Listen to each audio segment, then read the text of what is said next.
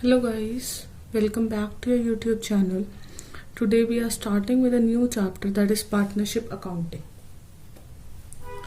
Now, first of all we have to understand that what is partnership. So we have written a definition, that is when two or more individuals engage in the enterprise as co-owners. को-ओनर्स का मतलब है कि एक साथ आके काम करते हैं. ठीक है. The organisation is known as partnership. उस ऑर्गेनाइजेशन को हम पार्टनरशिप ऑर्गेनाइजेशन बोलते हैं. फॉर एग्जाम्पल ए और बी दो इंडिविजुअल्स हैं. ठीक है. उन्होंने एक बिजनेस रन करते हैं एक साथ. ठीक है. जिसमें वो 50-50% के पार्टनर्स हैं. ठीक है. और ये उनका बिजनेस है. तो इसे हम क्या बोलेंगे कि ये जो बिजनेस है ये हमारी क्या है, एक पार्टनरशिप फर्म है. ठीक है. और जब हम इनके फर्म की अकाउंटिंग करेंगे दैट इज पार्टनरशिप अकाउंटिंग. ठीक है. तो ए और बी जब एक ऑब्जेक्टिव के लिए साथ मिलके काम कर रहे हैं दैट इज पार्टनरशिप. ठीक है. पार्टनर्स होते हैं ना. पार्टनर्स क्या होते हैं? पार्टनर मतलब जो दोनों जन मिलके एक साथ काम कर रहे हैं दैट आर पार्टनर्स. उसको हम क्या बोलते हैं, को ओनर्स भी बोलते हैं. कि दोनों को ओनर्स, ओनर क्या होता है, मालिक. को ओनर्स मतलब दो मालिक. ठीक है. तो दैट इज पार्टनर्स. तो जो इनकी फर्म है उसको हम बोलते हैं पार्टनरशिप फर्म. और जब हम इनको अकाउंटिंग में यूज करते हैं दैट इज पार्टनरशिप अकाउंटिंग. तो पार्टनरशिप अकाउंटिंग का मतलब समझ में आ गया और पार्टनरशिप का भी मतलब समझ में आ गया. तो पार्टनरशिप क्या है, जब दो या दो से ज्यादा इंडिविजुअल्स एक कॉमन ऑब्जेक्टिव के लिए या एक कॉमन काम करने के लिए एक साथ आते हैं एज को ओनर्स, उसको हम बोलते हैं पार्टनरशिप. ठीक है. तो अब हम इसकी बात करेंगे इसके कुछ फीचर्स की, क्योंकि पार्टनरशिप अकाउंटिंग पढ़ने से पहले हमें उसके फीचर्स भी पता होने चाहिए कि किस फर्म को हम पार्टनरशिप बोलेंगे. ठीक है. तो सबसे पहला फीचर है एग्जिस्टेंस ऑफ एग्रीमेंट.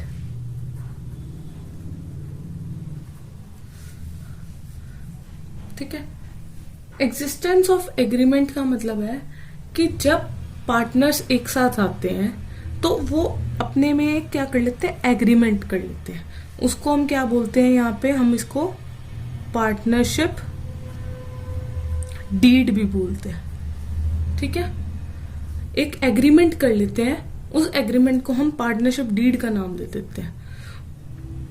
उस पार्टनरशिप डीड में क्या होता है, उस पार्टनरशिप डीड में हमारी जितनी भी हमने रूल्स रेगुलेशंस या टर्म्स एंड कंडीशंस है हमारी जो भी पार्टनर्स की, कि कैसे हम प्रॉफिट शेयर करेंगे, कैसे हम कैपिटल विड्रॉ करेंगे या कैसे हम कैपिटल कंट्रीब्यूट करेंगे, ड्राइंग्स करेंगे, तो उससे रिलेटेड जितनी भी इंफॉर्मेशन है वो हमारी सारी कहाँ लिखी जाएगी, पार्टनरशिप डीड पे.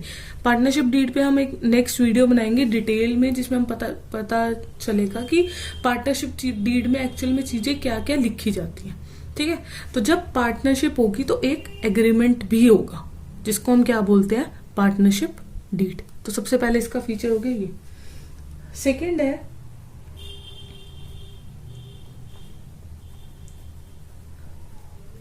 Sharing of profit.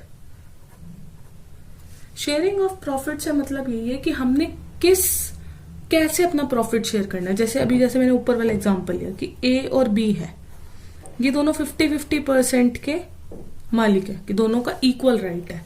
मान लो 1 लाख का प्रॉफिट हुआ तो ऑटोमेटिकली 50,000 का इसका है और 50,000 का इसका है.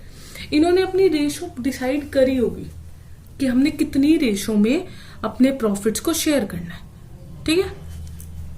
Third is existence of legal business. कि जब भी हम पार्टनरशिप करेंगे तो उसके लिए कोई बिजनेस तो होना चाहिए ना. फर्म है तो यानी वो कोई बिजनेस कैरी ऑन कर रही होगी, और वो बिजनेस क्या होना चाहिए, लीगल होना चाहिए. कुछ इलीगल काम को प्रमोट नहीं करेगी गवर्नमेंट क्या करेगी, लीगल होना चाहिए. कोई ऐसा लीगल बिजनेस में काम करते होने चाहिए, उसको हम क्या बोलेंगे, पार्टनरशिप फर्म बोलेंगे। फोर्थ इज मेंबरशिप, कितने मेंबर्स हम हो सकते हैं, ठीक है।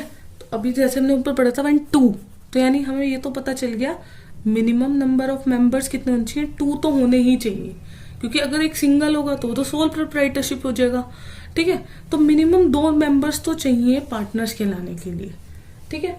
मैक्सिमम इन्होंने कहा है 10 in case of banking business, की अगर हम कोई बैंकिंग का बिजनेस शुरू कर रहे हैं तो उसमें इन्होंने मैक्सिमम नंबर को लिमिट कर दिया 10, और वैसे 20 in case of other business. दूसरे बिजनेस के केस में इन्होंने पार्टनरशिप के लिए कर दिया है 20 मेंबर्स, ठीक है। तो मेंबरशिप में क्या है, minimum 2 members, maximum 10 in case of banking and 20 in case of other businesses. Next is nature of liability. Nature of liability का मतलब है कि पार्टनर्स के ऊपर कितनी लायबिलिटी आएगी। तो इसमें पार्टनर्स की लायबिलिटी होती है अनलिमिटेड। अनलिमिटेड का मतलब क्या होता है कि जब वो कोई एक्ट कर रहे हैं, ठीक है, वो बिजनेस पे कोई भी एक्ट कर रहे हैं, तो उनकी लायबिलिटी अनलिमिटेड है। मतलब उनको अपने भी अगर बिजनेस का कुछ भी जैसे लॉसेस हो गए तो उनकी अपनी जो संपत्ति है या अपना उनका कोई मान लो उनका कोई घर है, ठीक है, तो अगर बिजनेस के वो प्रॉफिट जो लॉसेस हैं उसको रिकवर नहीं कर पाए तो उनकी प्रॉपर्टी तक बिक सकती है। दैट इज उनकी लायबिलिटी क्या है, अनलिमिटेड है। अनलिमिटेड का मतलब कि उनकी अपनी प्रॉपर्टी भी उसमें सेल हो सकती है, ठीक है। Next is registration. तो पार्टनरशिप फर्म के लिए रजिस्ट्रेशन कंपलसरी नहीं है, नॉट कंपलसरी। कि अगर आप एक पार्टनरशिप फर्म खोलना चाहते हैं तो आपके लिए रजिस्ट्रेशन कराना कंपलसरी नहीं है, ठीक है। आपका एक एग्रीमेंट हो सकता है, वो एग्रीमेंट आप पार्टनरशिप डीड में सब कुछ अपना लिख देंगे। Next is no separation of ownership and control. No separation of ownership and control का मतलब जो ओनर है कंट्रोल भी उसी के पास है। ये नहीं है कि ओनर कोई और है और कंट्रोल किसी और के पास है। जो ओनर है कंट्रोल भी उसी के पास है, यानी जो पार्टनर है कंट्रोल भी वही करेगा बिजनेस को, क्योंकि जो पार्टनर है वही ओनर है। तो पार्टनर ही ओनर है और पार्टनरशिप ओनरशिप और कंट्रोल में कोई सेपरेशन नहीं है।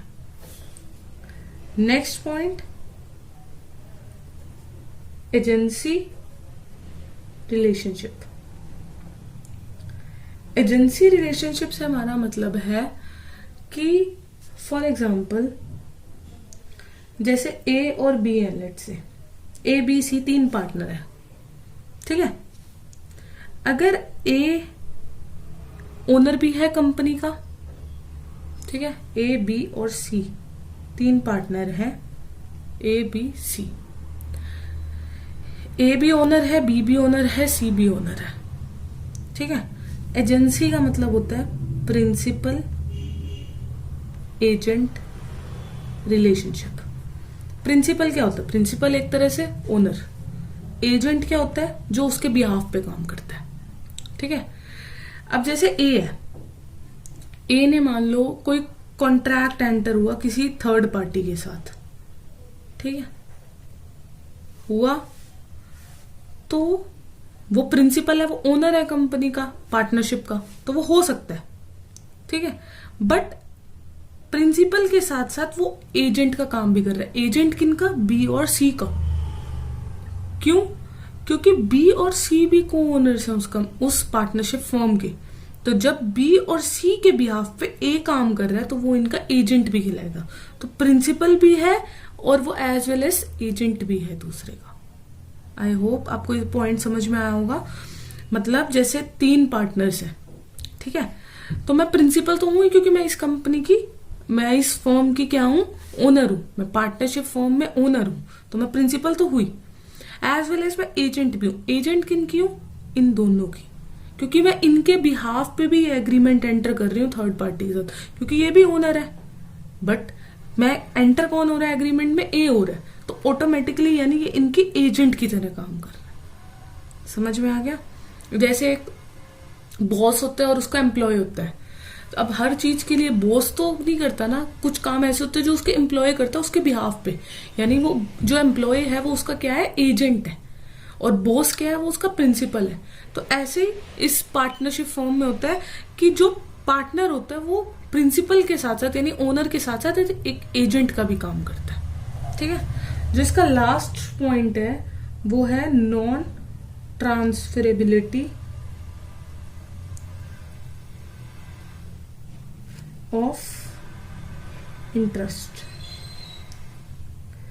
नॉन ट्रांसफरेबिलिटी ऑफ इंटरेस्ट का मतलब है, जैसे मान लो ये हमने एग्जांपल लिया ए, बी और सी का। ठीक है। ए कहता है मेरे को ये बिजनेस छोड़ना है। ठीक है। और बी और सी नहीं राजी होते कि ऐसे आप ऐसे नहीं कर सकते, या उनकी जो भी टर्म्स एंड कंडीशंस उन्होंने रखी थी। तो ए ऐसे ही नहीं कि अपने जो इंटरेस्ट है वो मैं कहता मैं डी को बिजनेस दे रहा हूं, ऐसे नहीं वो कर सकता। तो नॉन ट्रांसफरेबिलिटी ऑफ इंटरेस्ट का मतलब है कि आप ऐसे ही अपना हिस्सा या अपना शेयर किसी को नहीं दे सकते जब तक आपके जो पार्टनर्स हैं, जो को ओनर्स हैं, वो रेडी नहीं होते। तो आई होप आपको ये फीचर्स समझ में आ गए होंगे और समझ में आ गया होगा कि पार्टनरशिप फॉर्म होती क्या है।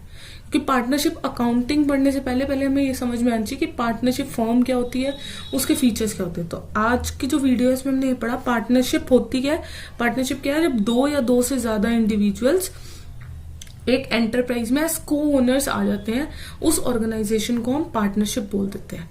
ठीक है। इसके हमने कुछ फीचर्स पढ़े कि इसमें एक एग्रीमेंट होता है जिसे हम पार्टनरशिप डीड भी बोलते हैं। इसमें हम प्रॉफिट शेयर करते हैं, जो भी उनकी रेशो डिसाइडेड होती है। कुछ लीगल बिजनेस एग्जिस्ट करना चाहिए। मेंबरशिप के बारे में बात हुई कि minimum 2 maximum 10 in case of banking and 20 in case of other. Nature of liability की बात हुई कि इसमें nature of liability unlimited liability होती है जितने भी पार्टनर्स होंगे। रजिस्ट्रेशन इन्होंने कहा कि कंपलसरी नहीं है आपको अपनी फर्म का रजिस्ट्रेशन कराना। उसके बाद 7th पॉइंट हमने पढ़ा no separation of ownership and control, कि ओनरशिप और कंट्रोल में कुछ भी फर्क नहीं है। जिसके पास ओनरशिप है उसके पास कंट्रोल भी है। Agency relationship, principal, agent. और 9th पॉइंट हमने पढ़ा नॉन ट्रांसफरेबिलिटी ऑफ इंटरेस्ट। तो आई होप आपको ये वीडियो पसंद आई होगी। तो अगर आपको ये वीडियो पसंद आ रही है तो हम इसी चैप्टर के साथ आगे कंटिन्यू रहेंगे पार्टनरशिप अकाउंटिंग के लिए। तो please updated with this channel. Bye.